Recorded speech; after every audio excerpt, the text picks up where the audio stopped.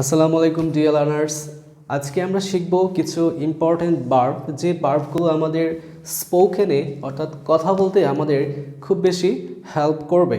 So আমি যদি বলি আমি করি, আমি করেছিলাম, আমি করেছি, আমি যাই, আমি গিয়েছিলাম, আমি গিয়েছি।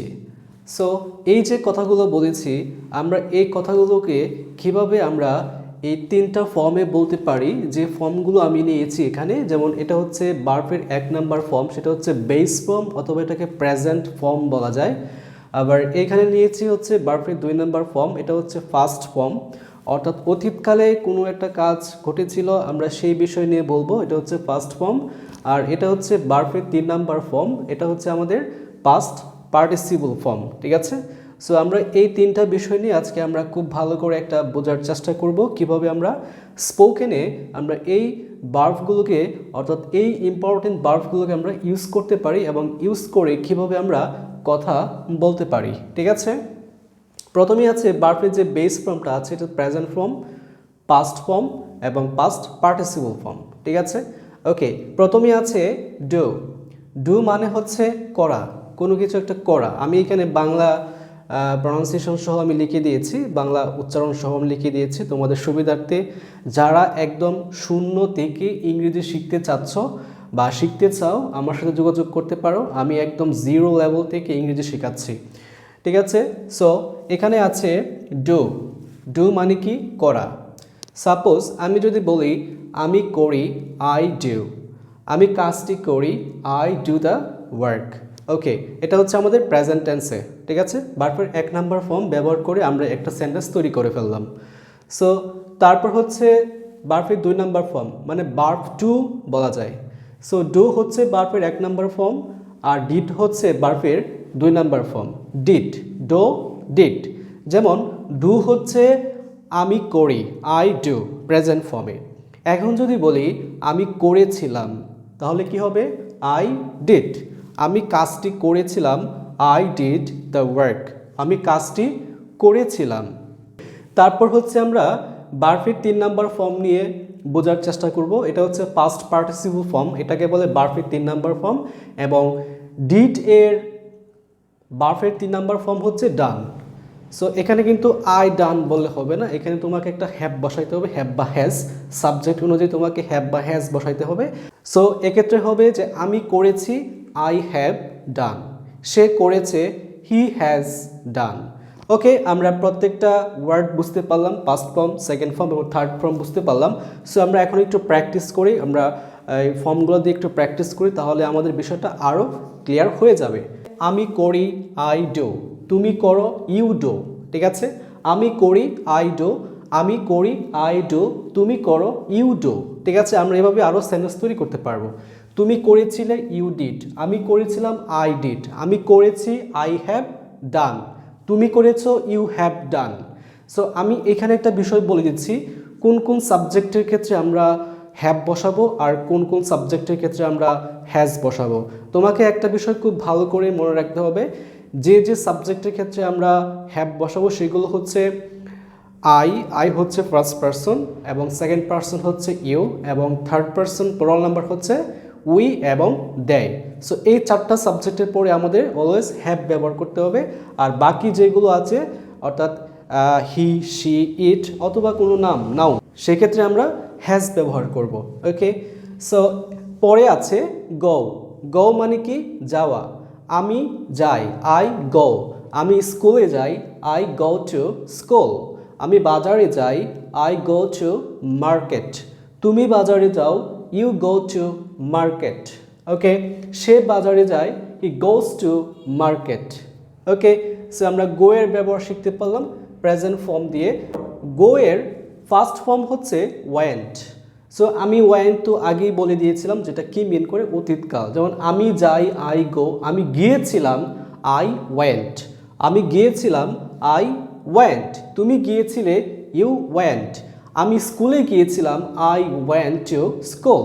আমি বাজারে গিয়েছিলাম, I went to market. Okay, তারপর হচ্ছে গন। ওয়েন্ট এর ভার্বের 3 নাম্বার ফর্ম হচ্ছে গন। আমি গিয়েছি, আই হ্যাভ গন। আমি বলেছিলাম যে ভার্বের 3 অর্থাৎ ভার্বের 3 নাম্বার ফর্ম যখন আমরা বসাবো তখন সাবজেক্ট ওয়াইজ আমাদের হ্যাভ বা হ্যাজ অথবা হ্যাড বসাইতে হবে, ঠিক আছে। সো আমি গিয়েছি, আই হ্যাভ গন। আমি বাজারে গিয়েছি, I have gone to market. Okay, তারপর হচ্ছে ইট। ইট মানে কি? খাওয়া। ইট মানে কি? খাওয়া। আই ইট, আমি খাই। আই ইট রাইস, আমি ভাত খাই। আমি ভাত খেয়েছিলাম, I ate rice.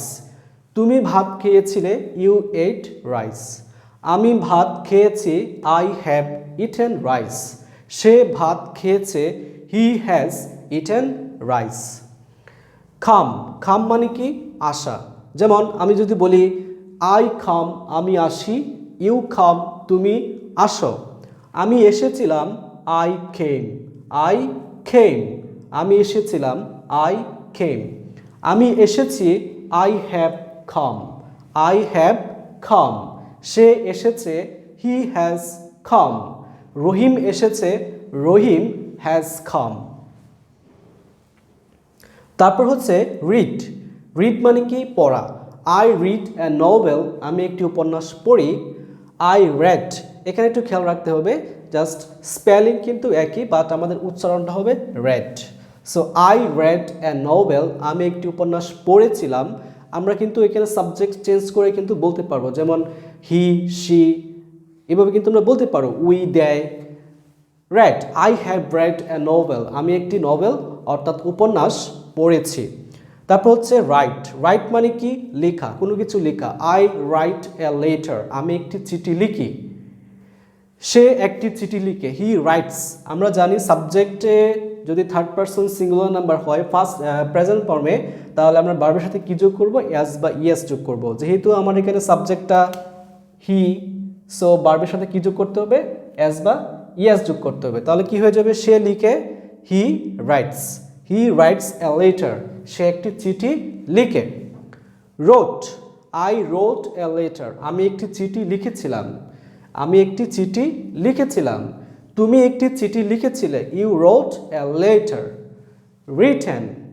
I have written a letter, আমি একটি চিঠি লিখেছি।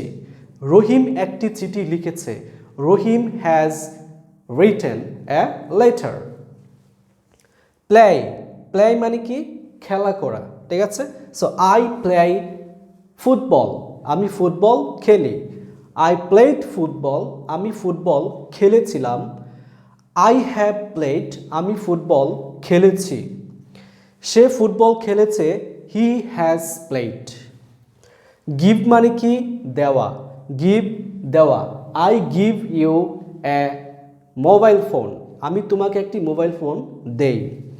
আমি যদি বলি আমি তোমাকে একটি মোবাইল ফোন দিয়েছিলাম, I gave you a mobile phone. আমি তোমাকে একটি মোবাইল ফোন দিয়েছি, I have given you a mobile phone. অথবা you have given me a mobile phone, তুমি আমাকে একটা মোবাইল ফোন দিয়েছ। ওয়ার্ক। ওয়ার্ক মানে কি? কাজ করা। সো আই ওয়ার্ক, আমি কাজ করি। আমি কাজ করি, আই ওয়ার্ক। তুমি কাজ করো, ইউ ওয়ার্ক। সে কাজ করে, হি ওয়ার্কস। আমি বলেছিলাম সাবজেক্ট যদি থার্ড পারসন সিঙ্গুলার নাম্বার হয় বা প্রেজেন্ট ফর্মে, তাহলে আমরা বেস ফর্মের সাথে একটা এস বা ইএস যোগ করব। সো হি ওয়ার্কস, সে কাজ করে, ঠিক আছে। আমি কাজ করেছিলাম, আই ওয়ার্কড। আমি কাজ করেছিলাম, আই ওয়ার্কড। তুমি কাজ করেছিলে, ইউ ওয়ার্কড। আমি কাজ করেছি, আই হ্যাভ ওয়ার্কড। তুমি কাজ করেছ, ইউ হ্যাভ ওয়ার্কড। সে কাজ করেছে, হি হ্যাজ অথবা শি হ্যাজ ওয়ার্কড। হেল্প মানে কি? সাহায্য করা। যেমন আমি তোমাকে সাহায্য করি, আই হেল্প ইউ। আমি তোমাকে সাহায্য করেছিলাম, আই হেল্পড ইউ। আমি তোমাকে সাহায্য করেছি, আই হ্যাভ হেল্পড ইউ। অথবা সে আমাকে সাহায্য করেছে, শি হ্যাজ অথবা হি হ্যাজ হেল্পড মি। সে আমাকে সাহায্য করেছে। বাই মানে কি? কেনা, কোনো কিছু কেনা। যেমন আই বাই সাম ভেজিটেবলস, আমি কিছু শাকসবজি কিনি, ঠিক আছে। বট মানে কি? কিনেছিলাম। I bought a T shirt, আমি একটি টি শার্ট কিনেছিলাম। You bought a T shirt, তুমি একটি টি শার্ট কিনেছিলে। আই হ্যাভ বট সামথিং, আমি কিছু কিনেছি। I have bought something, you have bought something, she has bought something, সে কিছু কিনেছে। লাস্ট নাম্বার হচ্ছে থিঙ্ক। থিঙ্ক মানে কি ভাবা অথবা চিন্তা করা। যেমন আই থিঙ্ক, আমি ভাবি, you are a good person, তুমি একজন ভালো ব্যক্তি। এখন আমি যদি বলি যে আমি ভেবেছিলাম তুমি একজন খুবই ভালো মানুষ অথবা ভালো একজন ব্যক্তি, সো সেক্ষেত্রে হচ্ছে থিঙ্ক মানে কি চিন্তা করা বা ভাবা। প্রেজেন্ট টেন্সে সেক্ষেত্রে থিঙ্কের বার্ফের 2 নম্বর ফর্ম হচ্ছে থট। আই থট, আমি ভেবেছিলাম, you are a good person. Okay, so এখন এই থটের বার্ফের 3 নম্বর ফর্মও কিন্তু থটই। যেমন আমি ভেবেছি, আই হ্যাভ থট, আমি ভেবেছি, you are a good person. ঠিক আছে, সো এইভাবে কিন্তু আমরা এই ব্যবহার করে আমরা সেন্টেন্স তৈরি করতে পারি এবং আমরা যখন বলবো তখন হচ্ছে আমরা এইগুলো ব্যবহার করি। কারণ এগুলো আমাদের কেন বেশি ইম্পর্টেন্ট, কারণ আমরা যখন স্পোকেন অর্থাৎ ইংলিশে কথা বলি তখন আমরা 3টা বিষয় নিয়ে কথা বলি। একটা হচ্ছে আমাদের প্রেজেন্ট, পাস্ট এবং ফিউচার, অর্থাৎ 3টাকে মিক্স করেই কিন্তু আমরা কথা বলি। সো সেই ক্ষেত্রে আমাদের এগুলো খুব বেশি ইম্পর্টেন্ট আমাদের শেখা। আমরা এগুলো মুখস্থ করার ট্রাই করব, কারণ এগুলো আমাদের জন্য অনেক বেশি হেল্প করবে আমাদের কথা বলাকে সাহায্য করতে, অর্থাৎ স্পোকেন ইংলিশকে আরও ইজি করতে। আজকে এ পর্যন্তই। সবাই ভালো থাকো, সুস্থ থাকো, আল্লাহ হাফেজ।